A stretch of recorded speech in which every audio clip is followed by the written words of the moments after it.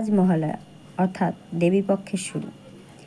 দেবীপক্ষের এই পুণ্যলগ্নে আমাদের একটা কথায় মাথায় আসে, মহালয়া মানেই দেবী অসুর বধ করে দেবতাদের শান্তি ফিরিয়ে দিয়েছিল। সময় পাল্টেছে, যুগ পাল্টেছে, মানুষের ঐশ্বরিক যে চিন্তাভাবনা সেটা কিন্তু পাল্টায়নি। একটু ভেঙে বলি, ছোটোবেলায় আমার মায়েদের মুখে শোনা তারা মহালয়া শুনতেন রেডিওতে। আমরা যখন একটু বড় হলাম তখন আমরা মহালয়া দেখতাম টিভিতে। এখন আমাদের ছেলেমেয়েরা মহালয়া দেখে মোবাইলে। এই সমস্ত ধ্যান ধারণাগুলো সবার পাল্টেছে, কিন্তু ঐশ্বরিক যে চিন্তাভাবনা সেটা কিন্তু পাল্টায়নি। আজকে 2024-এ দাঁড়িয়ে কোথাও যেন একটা কথায় মাথায় আসে যে মেয়েরা কোথাও স্বাধীন নয়। শ্বশুরবাড়ি থেকে শুরু করে রাস্তাঘাট, ট্রাম, ট্রেন, বাস, যেখানেই যাক না কেন মেয়েরাই বোধহয় মেয়েদের শত্রু। ছেলেরা তো বাদই দিলাম। আজকের এই স্বাধীন ভারতবর্ষে দাঁড়িয়ে আমাদের স্বাধীনচেতা মনোভাব নেওয়াটা বোধহয় পাপ। কোথাও যেন আমরা মেয়েরা একটা ভোগ্য বস্তু হিসেবে পরিচিত হই। শ্বশুরবাড়িতে একটা মেয়েকে সমস্ত জ্বালা, যন্ত্রণা, নির্যাতন সবটাই সহ্য করতে হয়, তবুও নাম হয় না। একটা মেয়ে যখন কর্মসূত্রে বাইরে বেরোয় তবুও সেখানে তাকে নানা রকম প্রতিকূলতা সব কিছুই মুখে দাঁড়িয়ে চলতে হয়।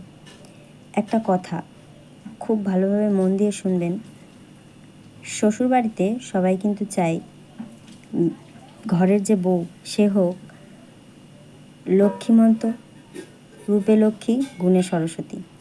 নারী রূপে লক্ষ্মী, গুণে সরস্বতী সবাই এটাই চায়। কেউ কিন্তু দুর্গা বা কালীর মতন বউ চায় না, কারণ তারা হচ্ছে প্রতিবাদী। তাই আজকের দিনে দাঁড়িয়ে অন্তত একটা কথাই মাথায় আসে, দুর্গা দুর্গে দুর্গতি নাশিনী, মহিষাসুরমর্দিনী, জয় মা দুর্গে। আমাদের অন্তত সুরে সুর মিলিয়ে, তালে তাল মিলিয়ে এটাই আজকের দিনে দাঁড়িয়ে বলা উচিত। দুর্গা বা কালীর মতো প্রতিবাদী হয়েই আমাদের মেয়েদের বাঁচতে হবে আগামী দিনগুলোতে, কারণ লক্ষ্মী বা সরস্বতী এরা কেউ প্রতিবাদী নয়, আর সবাই এমনই নারী চায়। আর এই রকম নারী হয়ে জীবনে দিন কাটানো আগামী দিনে আমাদের মেয়েদের জন্য খুবই খতরনাক, কারণ মেয়েরাই মেয়েদের শত্রু। মহালয়ার এই পুণ্যলগ্নে দেবীপক্ষের শুরুতে আজকের দিনে দাঁড়িয়ে 2024-এ স্বাধীনচেতা ভারতবর্ষে আমাদের মাথায় কিন্তু এটাই অন্তত আসে, কারণ তিলোত্তমা কোথায় বিচার পেল? কিছু মানুষ কন্টেন্টের, যারা এডিটার, যারা কন্টেন্ট ক্রিয়েটার, তারা কন্টেন্ট পেল। যারা পার্টি করে তারা কি পেল? তারা একটা মানে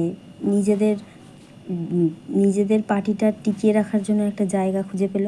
কিন্তু তিলোত্তমা কোথায় বিচার পেল? আজকে স্বাধীন ভারতবর্ষে দাঁড়িয়ে কোথাও বিচার পেল না। তাই আমাদেরকে নিজেদেরকে দুর্গা বা কালীর রূপ করে, মা চণ্ডীর রূপ করে নিজেদেরকে চলতে হবে। মা সরস্বতী বা মা লক্ষ্মীর রূপ করে নিজেদেরকে যদি আমরা চিন্তাভাবনা করি, তাহলে আমরা তো নিজেরা চলতে পারবোই না। আমাদের হবে ভয়ঙ্কর, দেশের পরিস্থিতি খুব খারাপ। তাই সময় থাকতে নিজেদেরকে দুর্গা বা কালী বা মা চণ্ডীর মতো বানান।